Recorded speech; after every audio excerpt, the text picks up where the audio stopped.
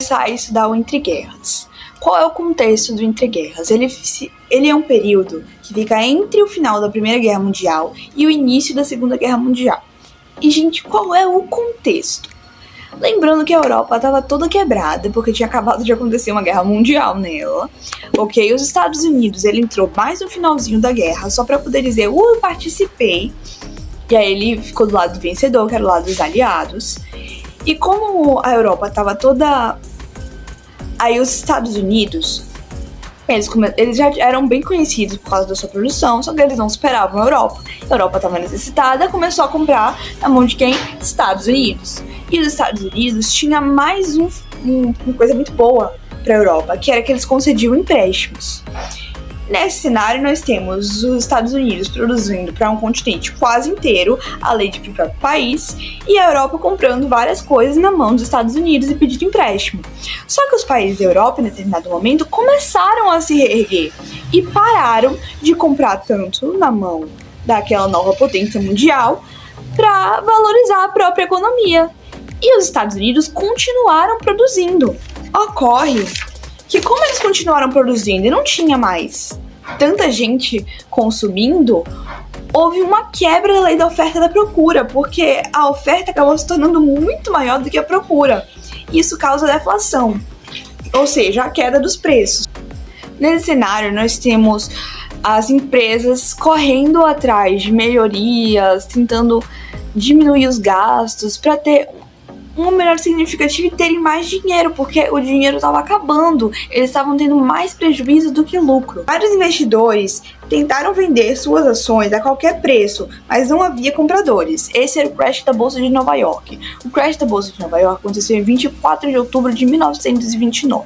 E, na verdade, ele foi um resultado muito terrível de todas as coisas que tinham acontecido em sequência até aquele momento. A crise de 29 foi uma crise do capitalismo pautada no liberalismo clássico, que era o sistema que tinha, né, gente? Que é o capitalismo, como a gente chama.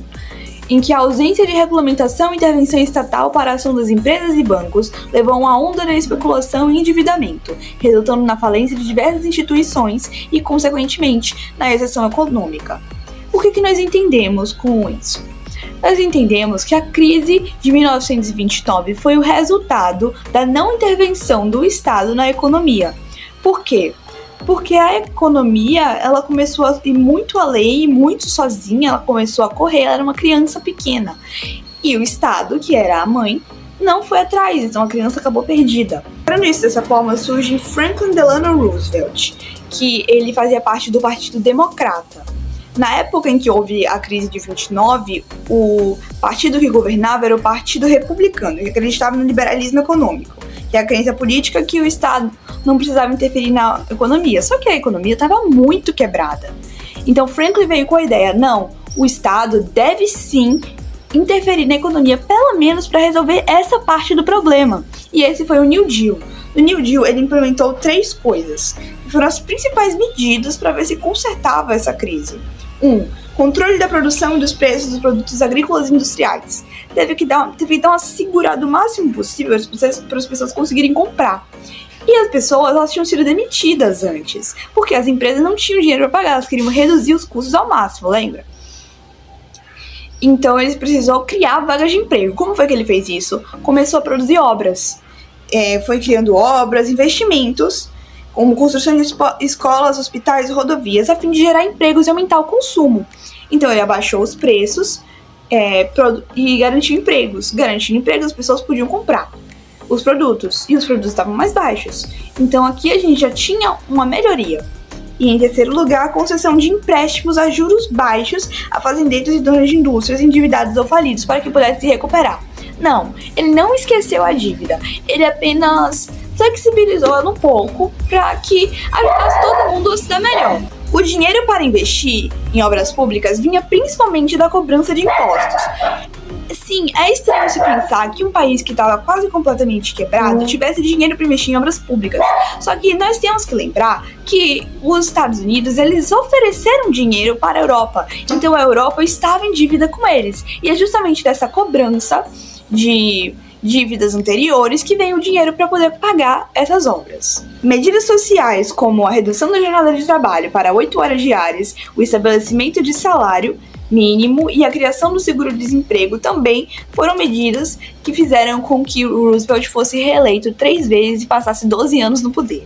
Uma crise mundial, os efeitos de 1929. Agora vamos voltar um pouquinho para a época antes dessa entrada de Roosevelt no poder e a ajuda que ele deu para os Estados Unidos.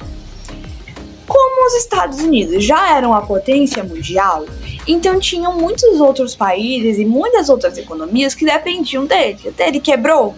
Então hoje todo mundo, indiretamente, foi quebrando também. Por essa razão, a crise se tornou mundial e o período ficou conhecido como Grande Depressão. A época de 20, que era quando os Estados Unidos estava vivendo um período de muita prosperidade econômica, que foi antes da quebra, naquela época que estava todo mundo conseguindo empreender e tal, ficou conhecido como os loucos anos 20, né?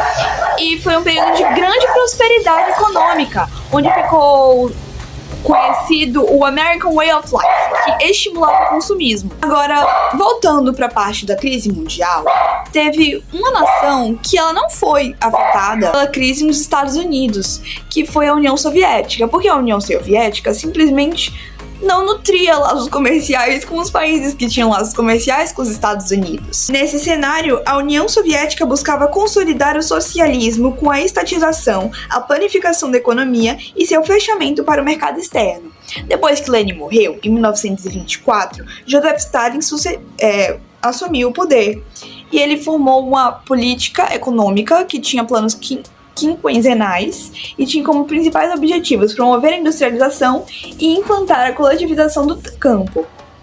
A URSS tornou-se referência para movimentos sociais fora de suas fronteiras, levando muitos países a temer o avanço do consumismo.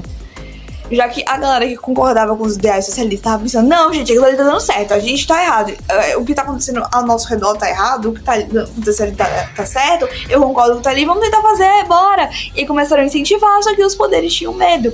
Então eles falaram, não, gente, vamos parar o avanço do comunismo. Os países europeus que se recuperavam da guerra estavam ainda mais suscetíveis a problemas econômicos. Muitas economias quebraram e a população teve de enfrentar a alta dos preços e desemprego. Muitos culpavam os governos democráticos pela situação de pobreza e pela falta de trabalho em seus países. Começaram, assim, a surgir propostas de formas de governo que mantivessem a economia sólida, dando origem a diversos movimentos e partidos na Europa. Esses movimentos difundiam algumas ideias, como de que o Estado deveria interferir na economia.